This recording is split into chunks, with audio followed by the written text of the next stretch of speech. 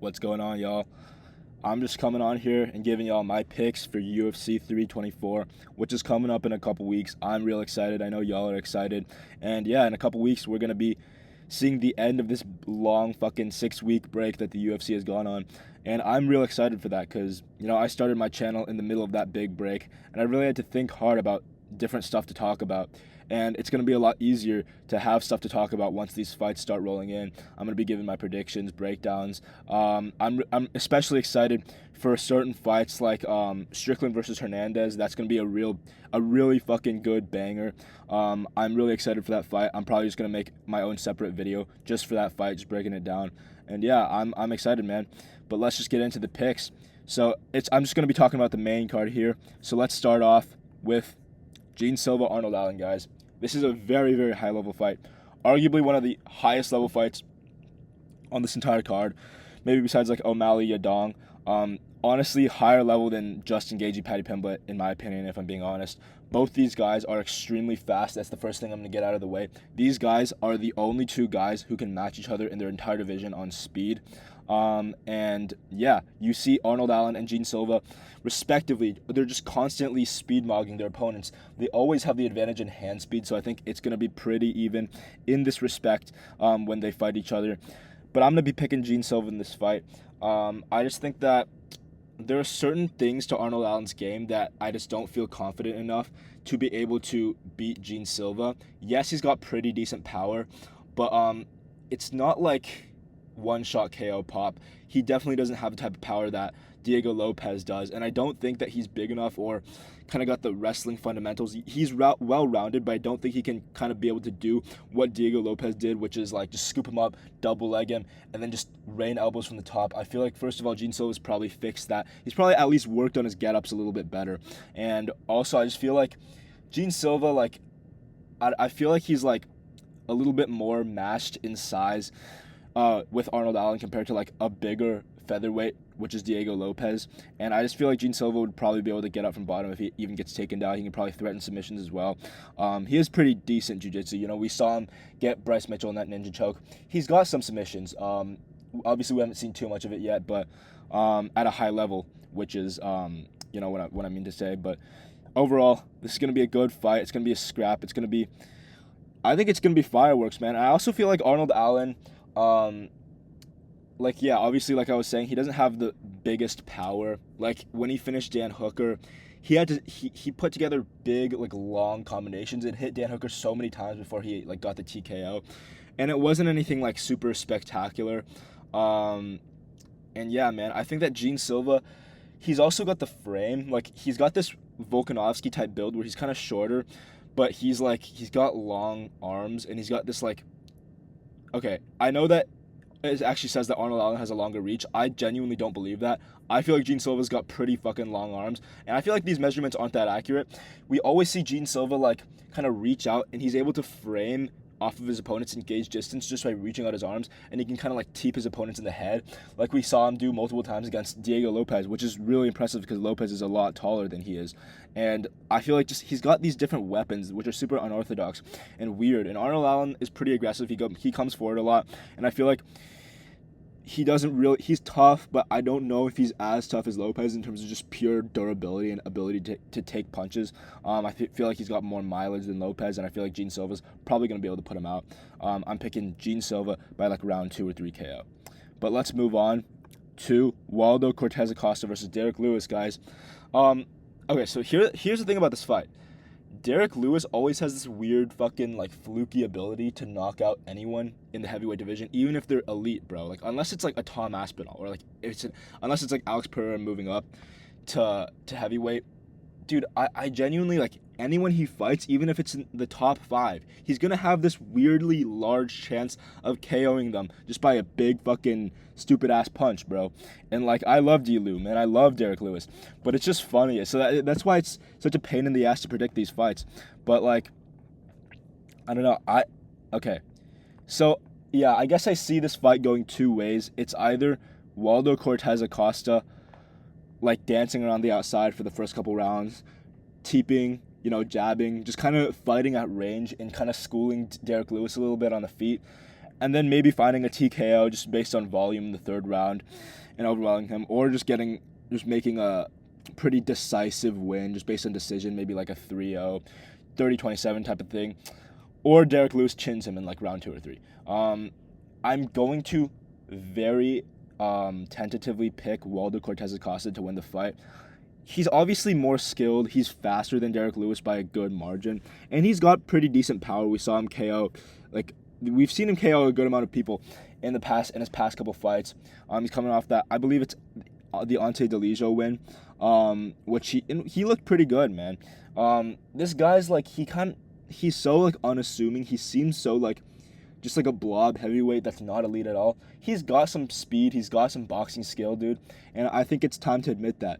And, he's good enough to have made it into the top 5, despite how, I know it's the heavyweight division pretty shitty, but, he has surpassed my expectations in terms of, like, his peak as a fighter. I really didn't think he'd make it here.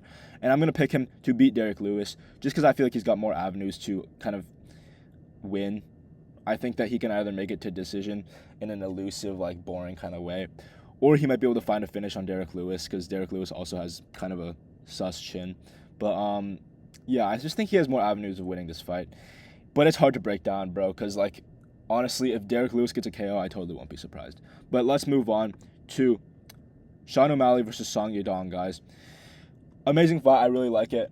I wish that, like, we could have seen... I kind of wish that instead of this, it was Song Yadong versus Figgy and then Sean O'Malley versus Umar. I feel like that would have been a lot, like, better matchmaking. Just because, like, I don't know. I don't really like the Umar-Figgy fight. I feel like it's pretty obvious that Umar's going to win. He's got the size advantage. He's kind of just better everywhere compared to Figgy, who's, like, also older now. He didn't look that great against Montel Jackson. I'll say that for sure.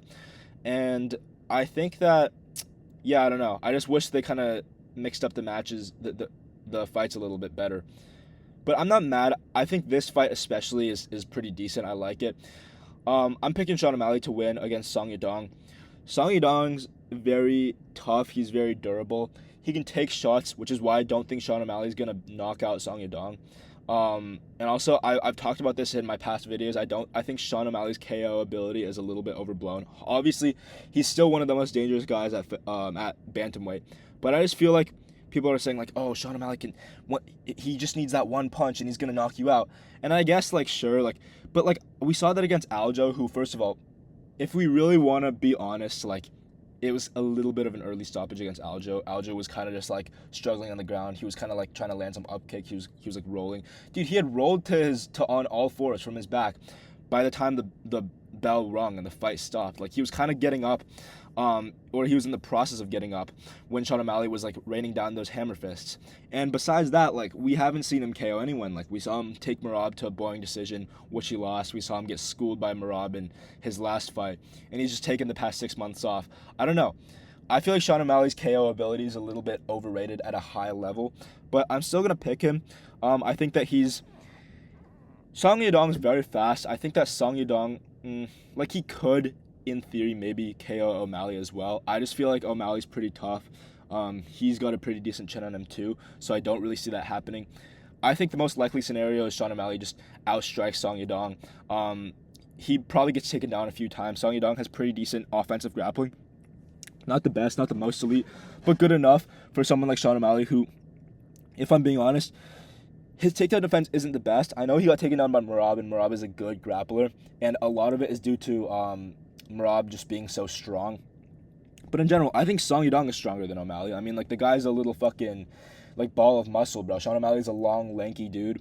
And I think that he probably would be able to outmuscle O'Malley, take him down a few times. I just don't know about his control. I feel like O'Malley would probably be able to get back up to his feet a good amount of times, or at least enough times over the 3 rounds to be able to strike Song Yadong to a decision, because I feel like on the feet it's pretty clear, it's pretty evident that Sean O'Malley is the faster, obviously he's longer, just overall the better, more well-rounded striker, who has more weapons in his arsenal. He's got spinning back kicks, spinning wheel kicks, he's got a good jab on him, he's got great body work. And overall, he's good at fighting long, and I feel like he's going to be able to implement that pretty well against Song Yadong. Obviously, we saw him kind of gas against Merab in that second fight. I just feel like Song Yadong, especially in a 3-rounder, won't be able to put that type of pace on O'Malley in order to gas O'Malley out. Maybe O'Malley kind of slows down in round 3 if Song really like ups the pace, shoots a bunch of takedowns, mixes in his striking, catches O'Malley with a few good shots. Maybe you could see Sean O'Malley fatiguing. I just bank on O'Malley winning the first 2 rounds based on like competitive but clear decision. So I think it's going to be like a 29-28 O'Malley victory. But let's move on to Kayla Harrison versus Amanda Nunes. Guys, I'm going to be so honest. I don't really care about WMMA that much. But this is a big WMMA fight. I'm going to talk about it a little bit. But also, like, dude, I don't feel confident really making, like, confident predictions on WMMA fights just because I never really watched WMMA. Like, I'm going to be honest, like, bro, whenever there's a WMMA fight on, I just go and take a piss, bro. That's like the designated bathroom break of these cards, bro. Like Valentina Shevchenko and Wei Li Zhang, like I watched some of it and then I went and like took a piss break, bro. Like, and I was on my phone for like half that fight. I'm sorry, that's just like what I did. And like I feel like here, like so that's why I don't want to like take what I say in this fight with a grain of salt, guys. Kayla Harrison, Amanda Nunes. I'm picking Kayla Harrison just because I feel like Amanda Nunes, first of all, she's a little bit older. She has more mileage on her, I feel like. And Kayla Harrison's looking pretty unstoppable on the ground. She's very strong. She's literally built like Brock Lesnar. She's built like stronger than my fucking dad, bro. Like it's actually ridiculous. She's built like a man, bro. But like she manhandled these other girls on the ground. And it's pretty effortless. It looks pretty fucking effortless. And we just saw her do it to like Juliana Pena. Like, she's very good and very elite once she gets you on the ground, especially against that fence. She's very relentless. She'll just grind on you and just hammer you with good like ground and pound shots from up top when you're kind of covering up and you're kind of like shelling up, and then she'll like get you down to the ground and then just damage you and then like basically just force you into submission just based on how strong she is. And she can kind of manipulate these positions based on just her strength and just purely just move her opponents. She's not even like skillfully, or I know she's skillful on the ground obviously, but she's not really skillfully moving her opponents into these bad positions. She's kind of just forcing them into them, just with her pure strength. And I feel like that'll kind of be the case here with Amanda Nunes. I feel like obviously there's always the chance that Nunes gets the knockout. Nunes has pretty good hands, but I don't know. Like Nunes is a little bit slow on the feet, I feel like, and like I feel like, yes, there's a chance that, like, Kayla Harrison can just come in, try to, like, go for some grappling, and then Nunes can, like, kind of catch her in that line of fire as she's coming in and get a KO. But I don't know. I feel like Kayla Harrison also has a decent chin. She's pretty tough. I feel like even if she gets hurt or, like, dropped or something, she'll be able to recover well. I doubt that Amanda Nunes wants to follow Kayla Harrison to the ground if she ever drops him. Or, I just said him, bro. Bro, I just said him, bro. Like, there's something to be said about Kayla Harrison's build, bro. But anyway, my point is, like, if Kayla Harrison gets dropped, I feel like she has a good chance of recovering and getting back up. I kind of doubt that Amanda Nunes wants to play that guard game with Kayla Harrison. So overall, I'm just gonna pick Kayla Harrison by submission. I don't know what round, maybe like a late round submission. I feel like this fight might be a lot more boring than people think, but yeah, man. I feel like Nunes is a little bit. Obviously, she's past her prime, but she's got a lot of mileage on her as well. I feel like she's just not going to be as fast. She's not going to react as well to the takedowns, and she's kind of going to get handled on the ground by Harrison. All right, moving on to the main event of UFC 324. It's Justin Gaethje versus Paddy Pimblett. And, I mean, I already did my prediction on this fight like a month ago in December. And, yeah, it was actually my first video on this channel. I'm not really changing my pick. I feel like Justin Gaethje is maybe being a little bit underrated. I might have underrated him a little bit, but I'm going to go with Paddy Pimblett to win this fight. I'm sticking to my pick, and yeah, man, it's pretty simple. I feel like Paddy Pimblett just takes him down and subs him. I feel like Paddy's wrestling isn't the best, but Gaethje's takedown defense also just isn't that good. I think that it's been a little bit overrated. Like, people have been able to take him down plenty of times. Even Fazeev, who's got like he doesn't have bad wrestling, but the guy's like a Muay Thai striker, bro, and he's able to put Gaethje in a reverse triangle. Like, I just can't trust Gaethje to stay on the feet and win against Paddy Pimblett. I feel like obviously he's the better striker. I think he has a big advantage on the feet versus Paddy Pimblett. Pimblett just did an interview with MMA Guru. I don't know if any of you guys saw, and he was talking about like, oh yeah, if I want to, I can outstrike Gaethje, and I think I'm gonna knock him out. I don't think that's happening. Like, Paddy is the longer guy. Yes, he can kind of keep the fight at range, or he can try to. Obviously, he's probably going to be the longer guy. But Gaethje's the much better boxer, like way more technical. I think he's cleaned up his game a lot. I think he's going to be able to get on the inside, use some good head movement, kind of shell up as he comes in, and just hit big hooks on Paddy's chin. And also invest in the body and really work Paddy on the feet for as long as it stays on the feet, I guess. But I just think Paddy just takes him down real quick and subs him. I don't think there's much to break down here. It'll probably be like round 2, round 3. Paddy's able to sub Justin Gaethje. Maybe even round 1, but I don't know. At that point, like, if that happens, I'd be pretty surprised. Gaethje's like washed. He's done at that point. But yeah. Other than that, I just feel like this fight shouldn't really have been made. Like, I don't like the fight that much. I guess I kind of understand why, like, they couldn't have put Arman in this position. Obviously, it's the first Paramount card. Like, they want to make a good impression. They can't have any pullouts, right? And they need to make the card entertaining and good.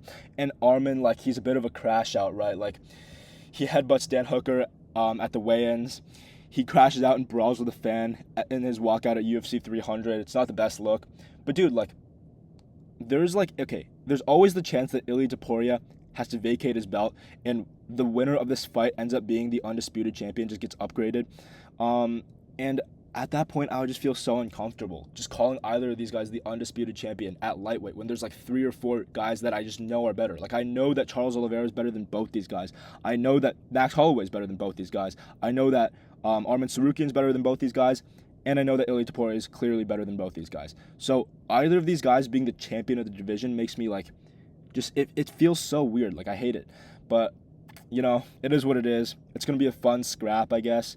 And, yeah, I'm just picking Paddy Pimblett to win this one. He's probably going to become the interim championship holder. And that'll be it. I'm hoping that Ilia can come back and they can fight.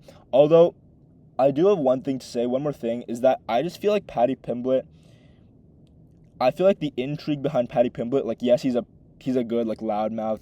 He's pretty good at trash talk. His accent's super funny, and he has that, you know, history of beefing with Ilia. But, dude, I just feel like there's not that much intrigue in his fight style. Genuinely, like, I feel like Bobby Green, like, low fight IQ is not that good.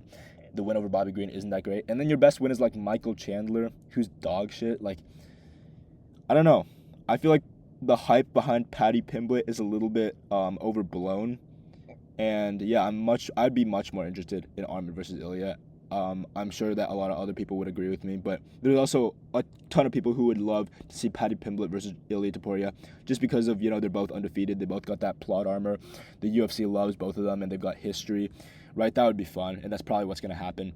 But, yeah, I think I've said enough. Thanks for watching, guys, and I'll see you guys next time.